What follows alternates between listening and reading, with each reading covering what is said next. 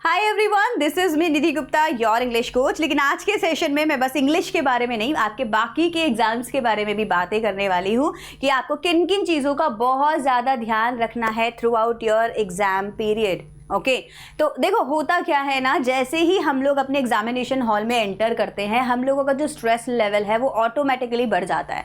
हम लोग थोड़े से टेंशन में आ जाते हैं, थोड़े से प्रेशर में आ जाते हैं, एंशियस फील करने लगते हैं, because this is all very new to us. ये एनवायरनमेंट बड़ा नया नया सा होता है, एटमोसफियर होता है वहाँ का, टीचर्स होते हैं, साइलेंस होता है हर जगह, तो हम उस चीज़ में एडजस्ट नहीं हो पाते और ना चाहते हुए भी काफ़ी सारी सिली मिस्टेक्स कर देते हैं। आप बोलोगे नहीं मैम, इतना भी स्टूपिड नहीं हूँ कि आप जो गलतियाँ बता रहे हो वो मैं करूँगा, लेकिन ये मैं एक्सपीरियंस के साथ बता रही हूँ। अच्छे स्मार्ट से भी स्मार्ट स्टूडेंट्स ये गलतियाँ वहाँ कर देते हैं, तो हमें इन चीज़ों से बचना है। ओके तो मैं आज आप लोगों को पहले से ही तैयार कर देती हूँ कि आप इन चीज़ों को वहाँ ना दोहराएं, ऐसी मिस्टेक्स दोबारा ना करें। बिकॉज मैं जो आपको बता रही हूँ विद एक्सपीरियंस बता रही हूँ, बाद में बच्चों को सफ़र होते हुए देख के बिल्कुल अच्छा नहीं लगता, तो हम लोग पहले से ही इन चीज़ों का ध्यान रख लें, राइट।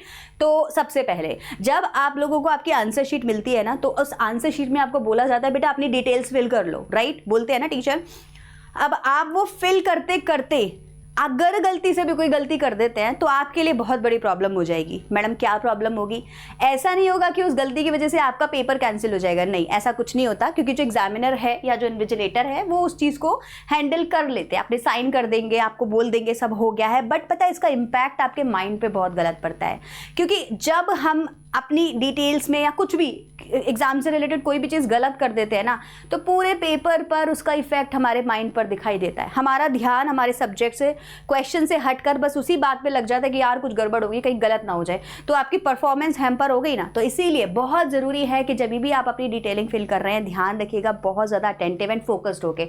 आपको टाइम मिलता है, पहले एग्जाम पेपर मिलने से पहले टाइम मिलता है कि बेटा जाओ अच्छे से फिल कर लो। Please make sure that you don't waste your time in other things but to fill your details properly. Number 2, question paper के बारे में। जितने भी बच्चों के पास में क्वेश्चन पेपर आता है ना, वो इतने ज़्यादा एक्साइटेड हो जाते हैं, भाई सारे क्वेश्चंस कराते हैं, जो ऑप्शंस में है वो भी कराएंगे, जो विजुअली इम्पेयर्ड स्टूडेंट्स के लिए क्वेश्चन होता है, आपके लिए नहीं होता है, उसको भी कराएंगे। तो पहली बात तो पूरा पैटर्न देख के जाओ, नंबर काउंट करके जाओ, कितने क्वेश्चन हैं, किस क्वेश्चन का कितना नंबर है, तो टोटल नंबर कितने बन रहे हैं। अब आपसे अगर दो क्वेश्चन में चॉइसेस है, तो एक बहुत ब्लॉक लेटर्स में बड़ा बड़ा और लिखा होता है, बोल्ड एंड ब्लॉक लेटर्स में, देखो उसको, वो आपके करने का नहीं है। ऐसे ही 4 में से 3 में से 2, इस तरीके से शॉर्ट क्वेश्चंस करने के लिए आते हैं, आप सब कराते हो। मेक श्योर क्वेश्चन पेपर को ढंग से पढ़ो, और जहां भी चॉइसेस हैं, जैसे ग्रामर में 12 में से 10 क्वेश्चंस करने हैं, सारे मत करके आना, कोई फायदा नहीं होगा, लास्ट के 2 टीचर काट देती है, देखती तक नहीं है, चाहे आपने सही किया हो चाहे गलत। तो ये रूल होता है, आपको 10 करने को बोला है तो टीचर स्टार्टिंग के 10 ही चेक करेगी। तो प्लीज़ मेक श्योर ऐसी वाली स्टूपिड हरकतें आप लोग ना करें। Number 3, very very very important, ध्यान से सुनना।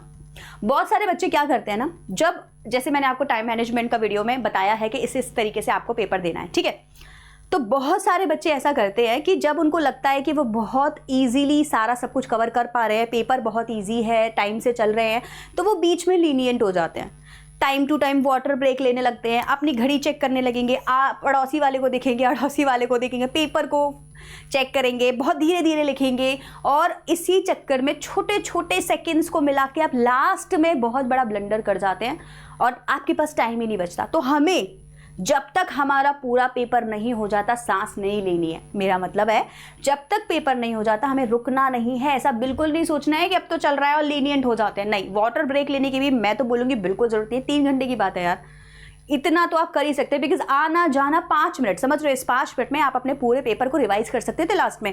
तो make sure not to waste even a single second when you are actually writing your exam.